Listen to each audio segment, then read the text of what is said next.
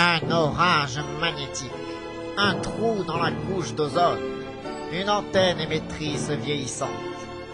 4 chroniqueurs d'une émission de radio montpelliéraine ignorent que cette combinaison d'événements va les précipiter dans les couloirs de l'espace et du temps.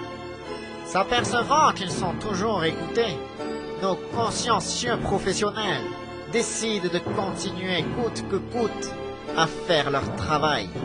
Depuis, ils errent d'époque en époque dans leur station de radio pour le plus grand plaisir des auditeurs. Ils sont perdus sur les ondes. 30e jour, conférence de rédaction.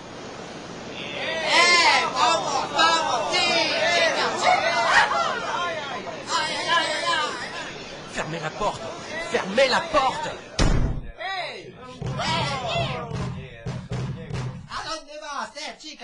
Mais ils sont malades ces types! Vous avez vu le barbu? Il a essayé de déchirer mon t-shirt. Heureusement que vous avez rendu sur ses chaussures, Pierre, sinon je sais pas ce qu'il aurait fait. Et la porte, ils foncent dessus. Mais quelle façon, ces marins, ils sont fous, quoi! Obsédés plutôt, cela fait plus de 3 mois qu'ils n'ont pas vu une femme. Eh bien, c'est du joli. C'est parce que l'histoire a retenu des fiers marins sous les ordres de Colomb. J'espère qu'elle retiendra pas non plus qu'un studio de radio s'est écrasé sur le pont arrière de la Santa Maria, qu'un de ses occupants a failli se faire violer par un barbu à qui il manque une dent en plus, t'as remarqué? Ah, tu penses? C'est surtout la laine que j'ai remarqué. Vamos, mon frère! Allez vous faire voir, bande de malades! Vamos! Hey! Et comment on va faire pour l'émission? Le voyant rouge va s'allumer dans une minute. Attendez, on est là à essayer de sauver notre peau et vous pensez à ça? Oui, Nathanaël. Je suis convaincu qu'en toutes circonstances, notre objectif est de mener à bien notre émission, pour que le monde entier ait les yeux ouverts sur son passé, et que l'homme, dans sa globalité, une connaissance...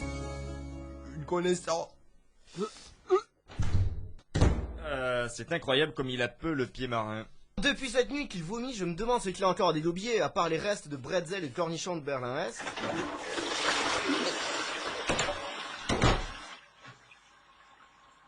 Désolé. Vous en avez encore, là? Les marins ont l'air d'avoir rebroussé chemin entre-temps. On ouvre la porte pour voir? Allez-y.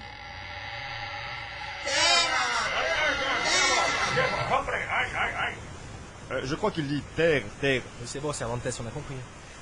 Nathanaël et Stéphanie, essayez d'aller aux nouvelles. Moi, Pierre, le voyant rouge s'allume, on est à l'antenne, Pierre. Bon, écoutez, je m'en occupe. Allez jeter un coup d'œil à bâbord. Il me semble qu'ils se sont rassemblés près du mât de misaine de la Caraque. Hein? Bon, allez au fond à gauche. Ah. Allons-y. Mes chers enfants, bonjour. Notre camarade d'infortune, Pierre Bechat, étant malheureusement indisposé pour le moment, n'ayant pas fait ses quartiers dans la marine comme votre serviteur, c'est donc moi qui me charge de présenter votre quotidienne. Eh bien, figurez-vous, mes enfants, que nous sommes actuellement rendus le 12 août 1492 sur la célèbre Santa Maria qui, avec la Pinta, la Niña, sont les 3 superbes navires qui emmenèrent le génois Cristoforo Colombo, que nous franciserons plus tard en Christophe Colomb, vers le Nouveau Monde. Nouveau, c'est tout relatif, car vous le savez peut-être, dès l'an 1000, les Vikings, emmenés par le vaillant Ericsson, naviguèrent le long du Groenland jusqu'à trouver leur point de chute à Terre-Neuve, qu'ils baptisèrent Vinland. Disons également que le concept de découverte de l'Amérique est éminemment eurocentriste, et les Américains... Me voilà. Chers auditeurs, excusez-moi, me voilà. Pardon. Michel, merci, vous pouvez regagner votre place. Non, mais tu vois bien, je parlais justement de... Non, c'est bon, Michel, ça va, t'en remets pas, merci. Bon, ça va. Chers auditeurs du XXIe siècle, bonjour. Je suis heureux de vous retrouver pour cette nouvelle émission en compagnie de vos chroniqueurs favoris. Eh bien, figurez-vous que nous sommes actuellement sur la Santa Maria, qui, avec la Pinta et la Niña, sont les 3 bateaux qui emmènent Christophe Colomb vers le Nouveau Monde. Nouveau, c'est tout relatif, car dès l'an 1000, les Vikings, emmenés par Ericsson, naviguèrent le long du Groenland jusqu'à trouver leur point de chute à Terre-Neuve. J'ai déjà dit tout ça, Pierre. Mais fermez-la, vous. Pardon. Ils sont passés, Nathanaël et Stéphanie? Si vous m'aviez laissé le temps de parler, je vous l'aurais dit. Ils sont partis en reconnaissance à bâbord, près du mât de misaine. Où? Au fond à gauche. Ah, d'accord. Chers auditeurs, eh bien, nous retrouvons donc Nathanaël en premier, qui est donc au fond à gauche. Nathanaël? Oui, Pierre, en fait, je suis encore devant la porte du studio. Coucou.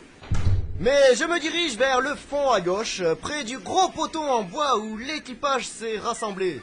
Je vais essayer d'en savoir un peu plus sur la vie sur le bateau et surtout essayer de détourner leur attention de la présence de Stéphanie à bord, présence qui semble provoquer chez eux des émois fâcheux.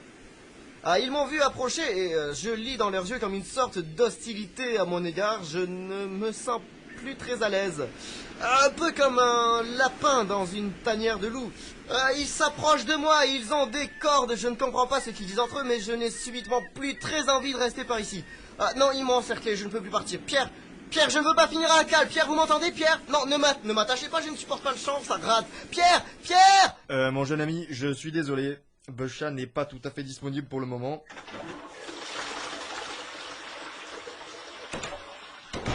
Mais Michel, vous avez fini? Vous asseoir à ma place? Bien, merci Nathanaël. Très intéressant votre... Il a fait quoi juste? Il s'est fait enlever. Oui, très intéressant votre enlèvement. Bien, tout de suite, nous retrouvons Stéphanie, quelque part sur le bateau. À l'abri, j'espère. Qui va nous parler de... Stéphanie, vous êtes à l'antenne, je crois, nous vous entendons. Eh bien oui, Pierre. Non, c'est Michel. Ah bon? Ben oui. Bien. Eh bien oui, Michel, ne vous inquiétez pas, je suis actuellement bien protégée puisque je me suis enfermée dans un tonneau vide. Tout de suite, je vais vous présenter ma rubrique 100% algues.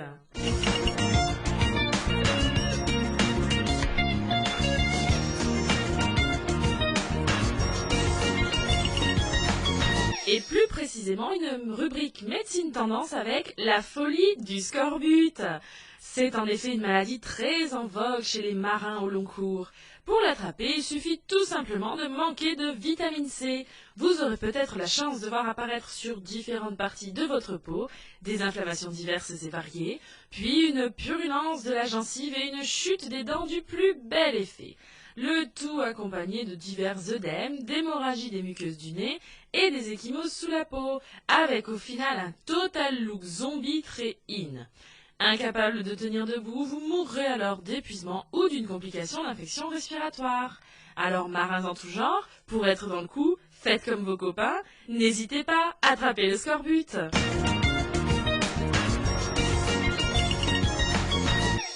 Ça commence pas par des vomissements? Non Pierre, rassurez-vous, vous avez juste le mal de mer. Ah, merci Stéphanie, je suis rassuré. Pardon. Vous avez des nouvelles de Nathanaël? Non, pas la moindre, en tout cas il n'est pas dans mon tonneau. Ah bon, je vais essayer de le retrouver. Nathanaël, vous nous entendez? Oui, Pierre? Alors, qu'est-ce qui vous arrive depuis tout à l'heure? Eh bien, comme vous pouvez le voir si vous regardez par la fenêtre...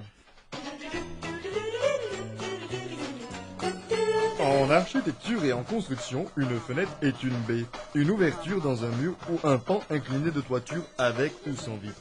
Une fenêtre assure plusieurs fonctions pour le local concerné. L'éclairage, la vue intérieure-extérieure ou vers l'extérieur seul, l'aération, auquel s'ajoute parfois la communication verbale et la sécurité des évacuations. L'apparition des fenêtres dans l'architecture correspond à la conception de la visibilité et de la protection par rapport à l'extérieur à partir du XIIe siècle. Super Michel, merci. Donc nous disions? Donc oui, je suis actuellement attaché au mât avec une corde et je dois nettoyer le pont. D'ailleurs, si je chope le type qui s'amuse à casser des œufs ici et qui a laissé sécher tout ça au soleil... Oui, d'accord, mais fascinant Nathanaël. Ça fait 5 minutes que je frotte, ça veut pas partir. Bien, vous ne voulez pas essayer de nous rejoindre par hasard? J'ai essayé de m'échapper de là, mais je sais pas où est-ce qu'ils ont appris à faire leurs nœuds, ces marins, mais je vous jure, c'est indéfaisable. Bref, j'ai une espèce de monsieur mouche qui me surveille, donc voilà, je brique. Je vous interdis pas de venir me chercher, hein. Merci Nathanaël. Pensez à vous sortir de là avant la fin de l'émission. Je suis pas très Non, bien. c'est bon Pierre, allez, ça suffit, allez vomir dehors maintenant. Non, Michel, non! Nathanaël, ça va? Oh non, mais pourquoi vous avez fait ça? Ben voilà, Pierre vient de me passer devant en vomissant partout et je dois tout recommencer, mais c'est dégoûtant. Ça va Pierre? Bah oui, je suis un rock. Regardez d'ailleurs qui j'ai croisé pendant que je contemplais l'horizon. Votre invité. Dites, c'est pas grand ici. Oh, mais poussez-vous de là. Et d'abord, c'est à votre tour de faire votre interview. Oui, bien tout de suite, Michel Firmin reçoit son invité. Aujourd'hui, chers auditeurs, je reçois, ou plus précisément, je suis reçu, car concrètement nous sommes chez lui, même si ce chez lui est assez inhabituel. Je m'égare. Donc, je vais interroger un personnage exceptionnel. Cet homme va fouler de son pied botté de blanc un nouveau monde. Neil Armstrong débarquant sur la Lune? Boy George pénétrant dans un monastère? Non. Cet homme est bien plus rude et viril que le premier et bien plus intelligent que le second, ou l'inverse. Christophe Colomb, bonjour. Buongiorno, signore. Christophe Colomb, avez-vous conscience de l'aspect révolutionnaire de votre entreprise? Bien sûr, je suis en train de découvrir une nouvelle route des Indes, une route directe. Contourner l'Afrique est une intolérable perte de temps, donc d'argent. Une route directe. Une route directe entre l'Espagne et les Indes? Mais comment est-ce donc-il possible? Dites-moi, c'est bon là, Bouchard? Ouais, n'en faites pas trop là. Si, car savez-vous, signore Fermate, que la Terre est ronde? Quoi? Non mais la Terre est ronde. Ptolémée avait donc raison. C'est donc pas une assiette de soupe avec des croûtons continentaux? Michel, vous fichez pas de nous là, c'est bon, on a compris. Je vous jure, la Terre est ronde. C'est pourquoi vous pouvez partir par le levant ou le couchant, indifféremment vous arriverez au même endroit. Donc vous partez par l'ouest pour rejoindre les Indes? C'est ça. Vous avez capiche. Vous n'êtes pas si stupido que ça la fine. Merci. Mais vous êtes bien sûr qu'il n'y a aucun obstacle entre l'Europe et les Indes? Eh non, mais excusez-moi, mais cela se saurait, non? Sinon, mis à part ces détails techniques, vous avez une raison précise de gagner les Indes? Non, je vais juste prouver que ma théorie est juste. En fait, je me fous des Indes. Je pense juste à devenir riche. Mais rien ne vous attire dans les mystères et les raffinements de l'Extrême-Orient? Je déteste les curry, la cannelle, ces cochonneries, mais la pasta au parmigiano, ça c'est délicieux. La maman en faisait tous les dimanches quand j'étais petit. Mais les pâtes ont été ramenées de Chine il y a plus d'un siècle par Marco Polo, voyez-vous? Ma que vous êtes fou, la pasta c'est italiano. Si vous le dites.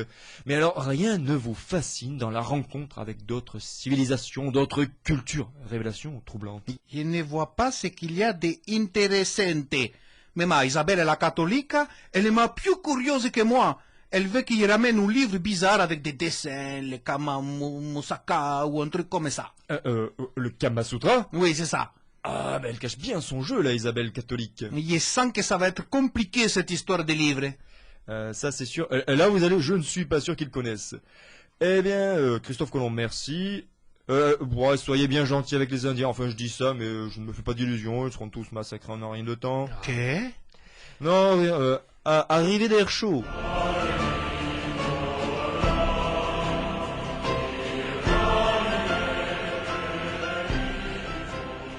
Chers auditeurs, je ne sais pas si nous nous reverrons demain. En tout cas, je vous donne quand même rendez-vous en d'autres temps, sous d'autres cieux. Enfin, j'espère. C'est bon, on n'est plus à l'antenne. Salut les garçons. Ah Michel, mon petit Michel. Ah, vous avez grave assuré pendant que Pierre rendait ses boyaux, hein. Et regardez qui j'ai trouvé à quatre pattes sur le pont, attaché à un poteau, comme un pauvre petit toutou abandonné au bord de la route en période de vacances. Oui, bon, ben ça va, hein. Mais Stéphanie, mais vous êtes saoul, ma parole. Non. Les vapeurs d'alcool dans le tonneau où elle était enfermée, ils sont certainement pour quelque chose. Ah oui. Oh merci Michel, vous êtes un chic type. Merci. Complètement torché. Si, Apparemment, je j'insiste. vous en prie.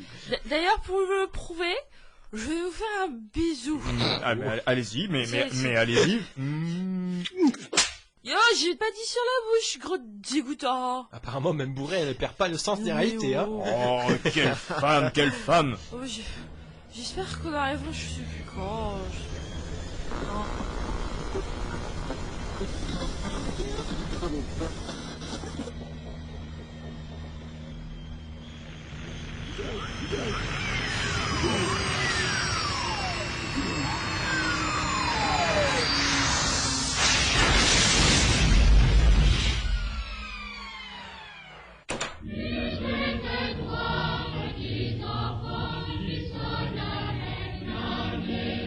Où c'est qu'on a atterri encore?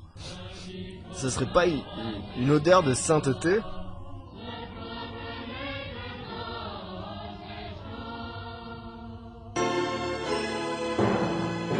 Quelles incroyables aventures attendent nos intrépides amis. Parviendront-ils un jour à rentrer chez eux? Patrick Juvet aimait-il réellement la vérité? Vous le saurez dans le prochain épisode de Perdu sur les ondes.